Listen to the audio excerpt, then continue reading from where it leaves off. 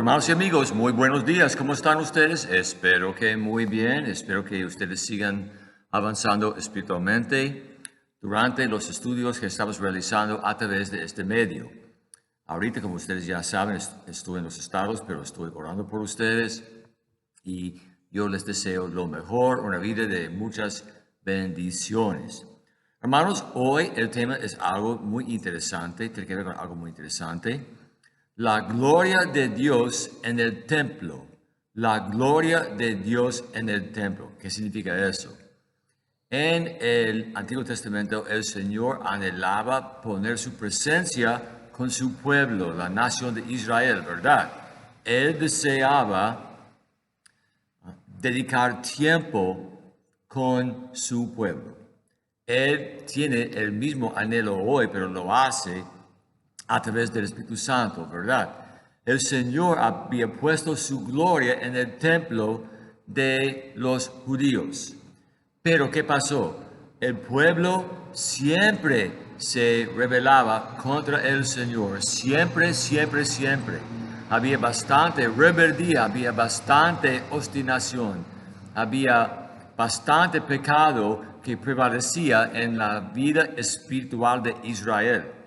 Entonces, en el libro de Ezequiel observamos algo muy interesante y se lo voy a explicar. En vez de leerles los pasajes porque son bien largos, les voy a dar más o menos una explicación.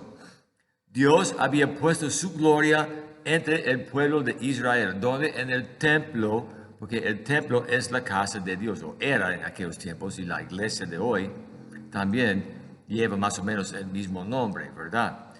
Pero el Señor había puesto su gloria sobre el altar, digamos, realmente no precisamente así, pero para evitar explicaciones más técnicas, digamos que el Señor había puesto su gloria sobre el altar del templo. Pero por la rebeldía continua de Israel, Dios levantó su gloria del altar y la puso en la puerta, en el umbral de la puerta del templo, dándoles a los judíos advertencia, una señal de cómo Él iba a separarse de su pueblo escogido que se había convertido en un pueblo pecaminoso, rebelde, ¿verdad? El Señor no puede tolerar la presencia del pecado. La nación de Israel persistía en su pecado. Entonces el Señor sacó su gloria del umbral de la puerta, poniéndola en otra puerta. Y el pueblo de Israel entendía lo que estaba pasando. Pero la nación de Israel, a ellos, a los judíos, no les importaba. Entonces el Señor había retirado su gloria del umbral de la puerta, poniendo su gloria en otra puerta, de una manera muy visible a los israelitas, pero no les importaba, persistía en su rebeldía. Entonces el Señor retiró su gloria del templo entero, dejando el templo vacío respecto a su gloria, ¿verdad? Y puso su gloria sobre una montaña fuera de la ciudad de Israel. También su gloria era visible, pero ni modo, el pueblo de Israel persistía en su rebeldía. Y con el tiempo que pasó, el Señor eliminó su gloria de la presencia de su pueblo. ¿Por qué es tan importante este tema de hoy, verdad?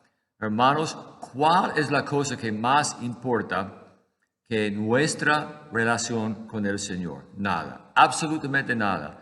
Pero hay personas que andan tan entregadas a su rebeldía, a su pecado, que están dispuestas a sacrificar su relación con el Señor para que puedan persistir o seguir viviendo en su pecado. Es exactamente lo que hizo la nación de Israel. Después de haber retirado su gloria, el Señor castigó a su pueblo, dándoles a los judíos 70 años en cautividad en el país de Babilonia. El pecado trae consecuencias, pero no es el punto principal. El punto que yo quiero recalcarles en este momento es el punto siguiente. Dios, en vez de eliminar su gloria de un solo, Él permitía que la nación de Israel observara la eliminación gradual de su gloria, de la gloria del Señor, ¿verdad? Dándoles a los judíos oportunidades para arrepentirse repetidas veces, pero la nación de Israel no quería arrepentirse. Con el tiempo que pasó, se le terminó al Señor la paciencia y el Señor se separó de su pueblo. ¿Y qué pasó después? Después de haberse separado de su pueblo, el Señor castigó de manera bien fuerte a su pueblo. La gente de Israel sufría inimaginablemente bajo la mano dura de los babilonios. Hermanos, ¿cuál es la lección para nosotros? Porque realmente este mensaje también tiene que ver con nuestra vida espiritual en los días actuales. Cuando nosotros persistimos en rebeldía, ¿qué pasa? ¿Qué hace el Señor? Nosotros tenemos comunión con el Señor, ¿sí o no? A través de la sangre derramada de Cristo, el Señor luego puso su Espíritu Santo en nosotros y así tenemos un acceso directo al Señor. Comunión es el término más o menos técnico que los predicadores utilizan en el día de hoy, la comunión con el Señor. O sea, yo tengo el derecho de acercarme al Señor directamente para presentarle a Él mis peticiones, mis alabanzas y así sucesivamente. Pero cuando nosotros, ¿verdad? Cuando nosotros no nos queremos arrepentir de nuestro pecado, el Señor se separa de nosotros en términos de la comunión. Él no nos retira su Espíritu Santo. El Espíritu Santo persiste en nuestro corazón, aunque no le hagamos caso. Pero luego el Señor nos priva del privilegio de presentarle a Él nuestras peticiones. Cuando tenemos pecado en nuestra vida, ¿verdad? Nosotros no podemos comunicarnos con el Señor. Podemos orar, pero el Señor no nos escucha, ¿verdad? El Señor le da al pecador, hasta el cristiano que está en pecado, varias oportunidades para arrepentirse antes de castigar a tal pecador. Estoy hablando principalmente de los cristianos, ¿verdad? La nación de Israel tenía oportunidad tras oportunidad tras oportunidad para arrepentirse, pero no, el pueblo estaba dispuesto a experimentar una separación entre el pueblo de Dios y su Dios, ¿verdad? El Señor retiró su presencia de su pueblo. De la misma manera, el Señor nos da a todos la oportunidad de arrepentirnos repetidas veces antes que Él nos castigue. En el caso de la persona no nacida de nuevo, ¿qué pasa? El Señor se comunica con los incrédulos, con los impíos, a través de nosotros, los cristianos, repetidas veces. Pero cuando la persona persiste en rechazar la palabra del Señor, el Señor, ¿verdad?, elimina más chances para escuchar la palabra del Señor. Es cierto. Entonces, cuando nosotros comparamos nuestra vida con la historia de lo que pasó en el templo desde hace casi 2500 años, hay algo en paralelo entre nosotros. El Señor eliminó su gloria de los judíos por su pecado continuo. El Señor elimina nuestro acceso a Él por nuestro pecado también. Y nos da advertencia tras advertencia.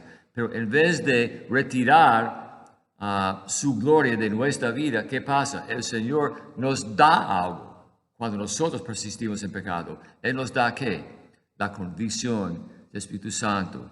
Pero ¿qué pasa? Como el Señor tenía que retirar su gloria de su pueblo Israel, cuando nosotros rechazamos la convicción del Espíritu Santo, ¿qué pasa?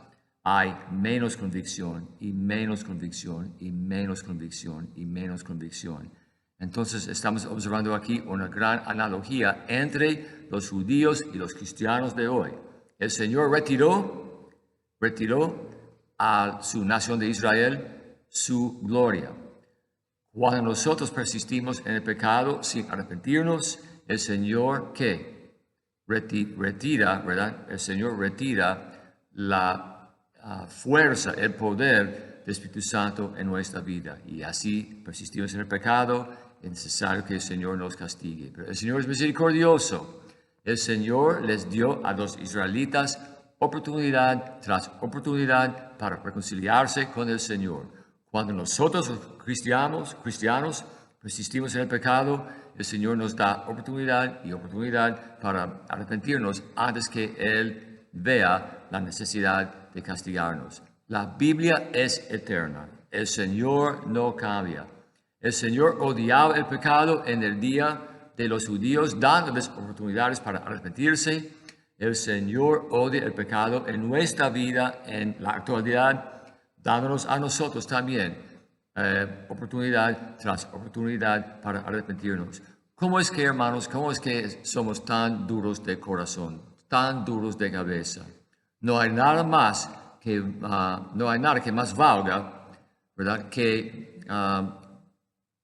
nuestra relación con el Señor. Es necesario que nos mantengamos en comunión con el Señor a través de un arrepentimiento, una confesión constante, para que no perdamos el privilegio de tener comunión con el Señor. Los israelitas no lo entendían. Hay cristianos en el día de hoy que todavía no entienden este mismo mensaje.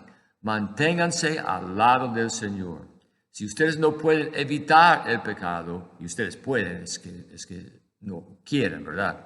Si ustedes toman la decisión de retirarse del Señor, el Señor se retira de ustedes en términos de su comunión con nosotros, ¿verdad? Es algo que no debemos perder. Anden al lado del Señor. Mantengan una relación íntima con Él. Y cuando el Señor, ¿verdad?, les trae convicción, respondan bíblicamente, confesando el pecado, evitando la necesidad de que el Señor nos castigue, ¿verdad? Y así la vida cristiana se pone más y más gratificante. Te doy gracias, Señor, por el mensaje de hoy, que lo utilices, Señor, en la vida de cada uno de nosotros, Señor. Que tú no veas la necesidad, Señor, de romper la comunión con nosotros como consecuencia de nuestro pecado. Te pido, Señor, estas cosas en el nombre de Jesucristo, el que nos ha dado acceso a ti en primer lugar. Amén. Bendiciones, hermanos. Estoy orando por ustedes. Oren por mí. Mañana vamos a estar aquí congregados de nuevo para pasar más tiempo estudiando la palabra de Dios. Bendiciones, hermanos, y adiós.